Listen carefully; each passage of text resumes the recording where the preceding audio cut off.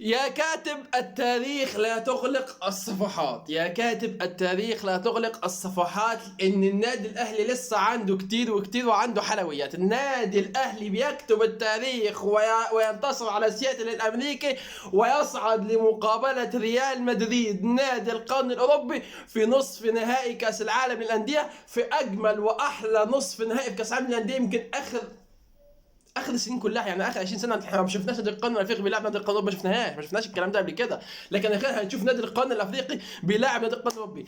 السلام عليكم ورحمه الله وبركاته، ازيكم عاملين ايه؟ وحشني جدا جدا حبايب قلبي. في بدايه الفيديو ده اللي لسه مشترك في القناه يشترك في القناه ويفعل زر الجرس علشان يوصله كل جديد. لو انت وكمان تشترك لي الفيديو ده وتشوفه في كل حته. النادي الاهلي بينتصر على سيتي الامريكي، لاول مره بنشوف الجنيه بينتصر على الدولار. يعني حرفيا لاول مره بنشوف الجنيه بيكتسح الدولار. شفنا الكلام ده، الاهلي غير المعادله امبارح امام سياتل الامريكي ويضرب موعدا للتاريخ مع ريال مدريد. ورسالتي للاعبي النادي الاهلي: المستحيل ليس اهلاوي. بكرر، المستحيل ليس اهلاوي، المستحيل ليس اهلاوي.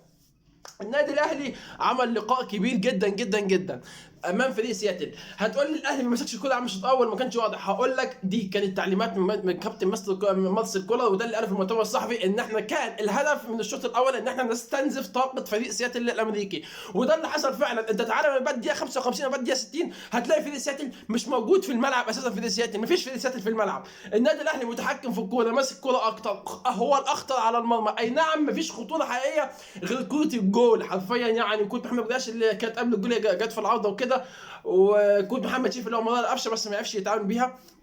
دي القوات اللي هي كانت خطيره جدا على مرمى سياتل. النادي الاهلي بيبدا بتشكيل مكون من محمد الشناوي في حراسه المرمى، امام رباعي خط الدفاع: محمد عبد المنعم، محمود متولي، محمد هاني، علي معلول، اليو ديانج، وعمرو السوليه، وحمدي فتحي في نص الملعب. امامه طاهر محمد طاهر، بيرسيتاو، ومحمود كهربا. كهربا ده عامل حرقان في ناس كتير. طبعا هو محمد مجدي قاضيه، محمد مجدي قاضيه واد، انما ايه بيختار جواله في اوقات اللي هو انت مش هتعرف تعوض، انت مش هتعرف تعوض. وحرفيا الكوره تحسها عايزه تكافئ قفشه. يعني الكوره بص بيديها له بالستاو فبتخبط في الارض فبترجع فبيشوطها قفشه بتقلش تقوم خابطه في المدافع وداخله. هي الكوره عايزه قفشه، يعني هي الكوره عايزه قفشه حرفيا. فمحمد مجدي قفشه حرفيا النهارده كان انا كنت اتمنى ان هو يحرز الهدف ده، لان هو كان بحاجه للهدف ده علشان يستعيد ثقته بنفسه اكتر من كده. النادي الاهلي بدأ المباراه بخطه دفاعيه بحته. لو هنلاحظ ان بيرسيتاو وطاهر محمد طاهر مش بيتقدموا. الوحيد اللي كان بيوصل ويتقدم هو كهربا. حتى شفنا كهربا في فرص كتير جدا كان بيروح وحده على ثلاثه او وحده على اربعه.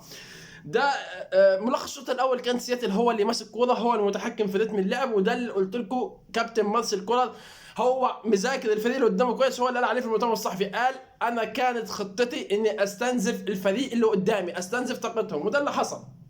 الشوط الاول فريق سياتل هو الاخطر على المرمى عشان اكون صريح، ماسك كوره. ولكن دي كانت خطه كابتن مستر مارسيل كولر، ونجح في هذه الخطه، نجح شديد جدا جدا جدا. في بدايه الشوط الثاني شفنا فريق سياتل الامريكي وقع بدنيا، مفيش بدني عندهم خالص من بعد دقيقه 55 ومن بعد دقيقه 60. وهنا شفنا خطه النادي الاهلي ماسك كوره اكتر، اليو ديانج وحمدي فتحي بيمرروا بيعملوا كل حاجه هم عايزينها. وحرفيا حمدي فتحي مش مستواه امبارح عشان بس اكون صريح. لكن هو يعتبر هو وبيرسيتاو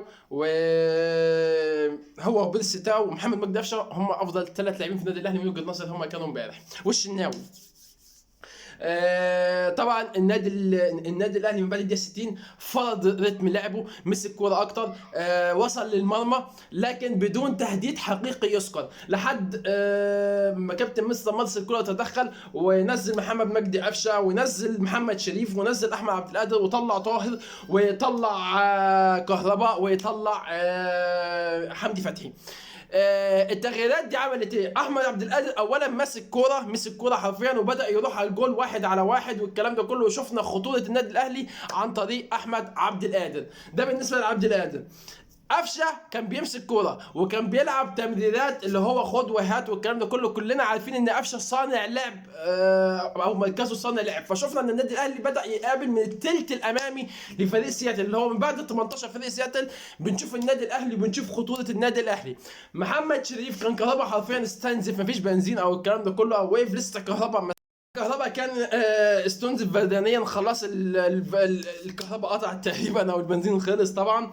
فشفنا محمد شريف بيعمل تحركات والكلام ده. النادي الاهلي فضل ماسك الكوره حرفيا لحد الدقيقه 88 لحد ما جه محمد مجدي. مين؟ محمد مجدي قاضيه، مش محمد مجدي قفشه. هو اسمه قاضيه ليه؟ لانه ضرب حتتين. محمد مجدي قفشه ده حرفيا جمهور النادي الاهلي المفروض يفضل يشكر فيه لحد يوم الدين. احنا كجمهور النادي الاهلي يعني بصوا، احنا اترحمنا من زيطه السنين ضوئيه. كان ممكن نسيب الكوكب ونروح كوكب المريخ بسببها الزيطه دي، اقسم بالله كان ممكن نروح كوكب المريخ بسببها الزيطه دي. يعني انت تخيل ان اساسا المنافس بتاعك بيقلل من قيمه الفرق اللي بتلعبك في كاس العالم للانديه. طب حضرتك فين في كاس العالم للانديه؟ حضرتك فين من الكلام ده كله؟ ما انت اخر 20 سنه ما شمتهاش. ما هو انا مش لاقي منافس في كاس العالم للانديه. اعتبرني يا عم، ما تيجي انت تنافسني، ولا انت مش ناوي تيجي ولا ايه؟ مش انت الدخل بتاعهم، ما تيجي. وبعدين ما انا قبل ما اروح كاس العالم للانديه ما انا رازعك 3 وادخن تخين في الدوري المصري. انا كنت رازعه 3 يعني مش جديده عليا.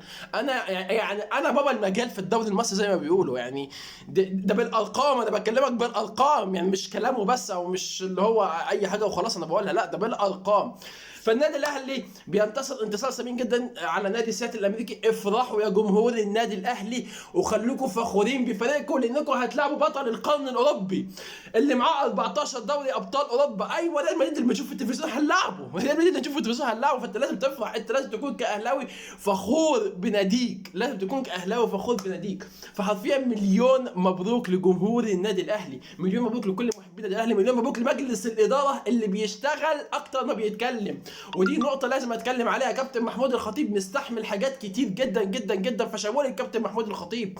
كابتن محمود الخطيب دلوقتي بيشتغل اكتر ما بيتكلم، وده اللي احنا متعودين عليه من اداره النادي الاهلي، ان لازم تشتغل اكتر ما تتكلم. الكلام ده احنا سيبناه في غيرنا، لكن احنا كاداره النادي الاهلي لازم نشتغل. فمليون مبروك للجهاز الفني، ومليون مبروك للعيبه، ومليون مبروك لمجلس الاداره. فوز مستحق للنادي الاهلي، ومباراه للتاريخ هتكون امام ريال مدريد مهما كانت النتيجه. فلازم تكون فخور بفريقك، انت اهلاوي. اتمنى طبعا النادي الاهلي يكسب. انا اهلاوي ومدريد متعصب جدا، بس انا اتربيت على عشق النادي الاهلي وعلى حب، يعني انا بعشق تراب النادي الاهلي، فطبيعي اني لازم اتمنى النادي الاهلي يكسب.